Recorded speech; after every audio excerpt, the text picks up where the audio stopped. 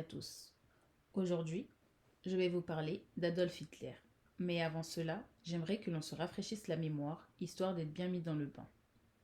Pour commencer, évoquons ce terme, Première Guerre mondiale.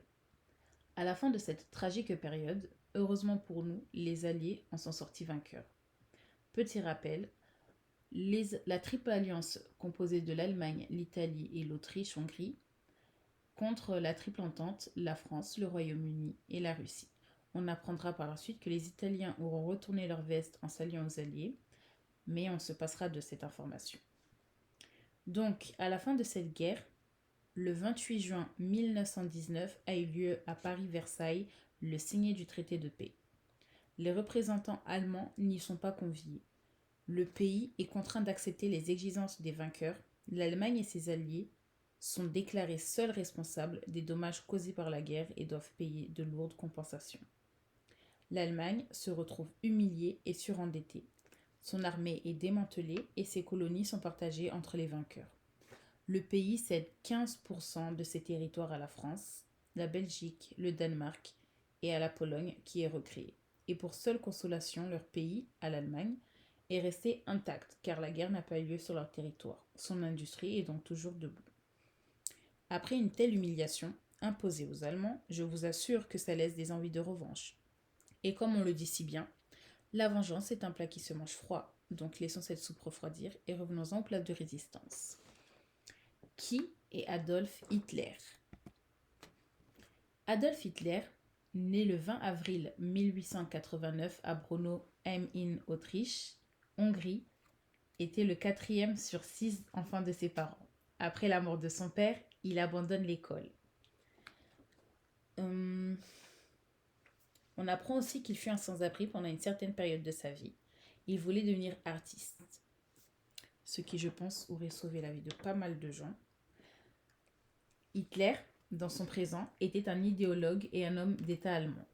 À la suite d'un suicide, il décède le 30 avril 1945 à Berlin. C'était le leader de l'Allemand nazi et le dictateur surnommé Führer. Il sera responsable du déclenchement de la Seconde Guerre mondiale et responsable de l'Holocauste. Sa montée au pouvoir. Après tout ce qui s'en est suivi du traité de Versailles, des troubles civils et des grèves de travailleurs embrasèrent le pays après l'effondrement de son gouvernement impérial. Craignant une révolution communiste, les principaux partis s'unirent pour mettre fin au soulèvement, créant ainsi la République parlementaire de Weimar.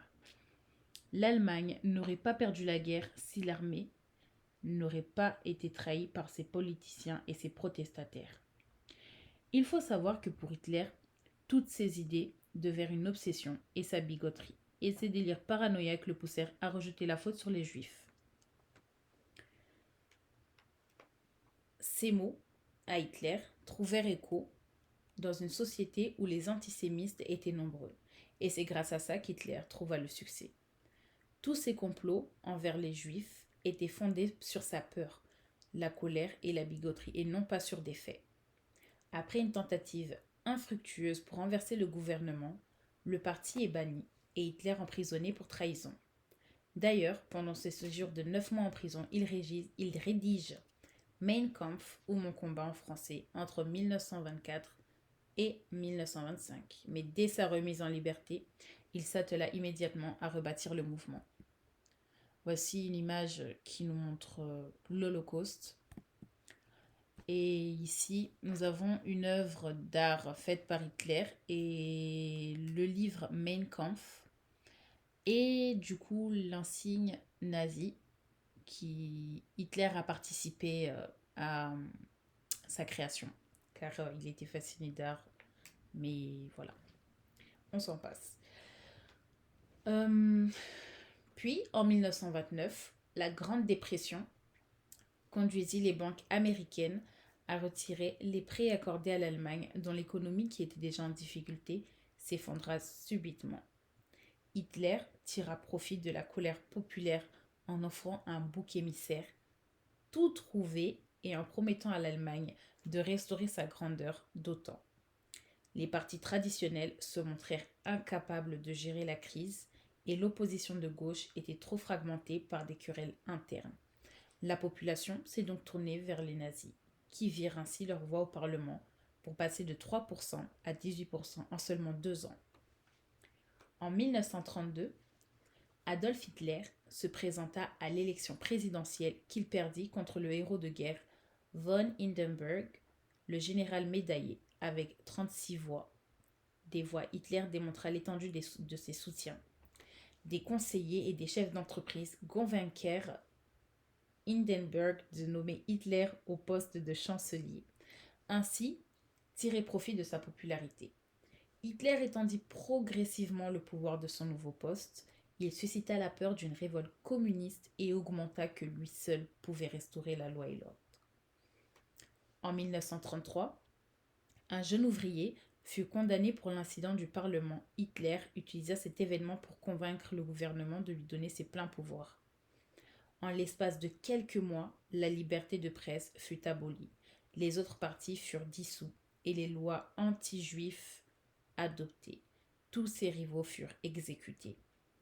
En août 1934, Hindenburg mourut. Il était évident qu'il n'y avait pas eu de nouvelles élections. Ce qui est troublant, ce sont ses premières mesures. Hitler ne donnait lieu à aucune répression de masse. Ses discours exploitèrent la peur et la colère du peuple afin d'obtenir un soutien pour lui et le parti nazi. Les entrepreneurs et les intellectuels, souhaitant s'attirer l'adhésion de l'opinion du public, apportèrent leur soutien à Hitler. Ils se rassurèrent en se disant que ces rhétoriques les plus extrêmes n'étaient que du spectacle. Des dizaines d'années plus tard, la montée au pouvoir d'Hitler reste une mise en garde sur la fragilité des institutions démocratiques face à la colère des peuples. Maintenant, je vais vous parler des bienfaits d'Hitler au pouvoir. Car oui, il n'y a pas que d'effets négatifs d'Hitler au pouvoir. L'arrivée au pouvoir d'Hitler n'avait pas que des effets négatifs, comme on a pu le constater. Il a construit l'autoroute Reichstau-Main, 4000 km que l'on peut voir sur la diapo. Il a contribué à la création de Volkswagen, qu'on peut aussi voir sur la diapo. Il a construit des tonnes de nouvelles infrastructures afin de réduire le chômage. Sa mère, qui était décédée d'un cancer de sein, il a décidé de se battre contre le cancer, donc le tabagisme, qui augmentait le risque du cancer parmi son peuple. Il était donc illégal de vendre des produits au tabac aux mineurs et aux femmes enceintes. Le PNB allemand a doublé en 6 ans. Le gouvernement d'Hitler a un record de l'histoire européenne. Cette croissance a été surnommée la croissance à la japonaise. Lorsque l'on entend donc ces exploits divers, on comprend assez comment Hitler a obtenu le respect des Allemands, que ce soit naturellement ou bien par la force de ses terreurs, par la force et la terreur. Mais et vous, auriez-vous soutenu un dictateur semblable à Hitler aujourd'hui, tout en sachant que tout est de votre côté pour rester en vie? Moi, personnellement, je n'ai pas de réponse. J'en doute.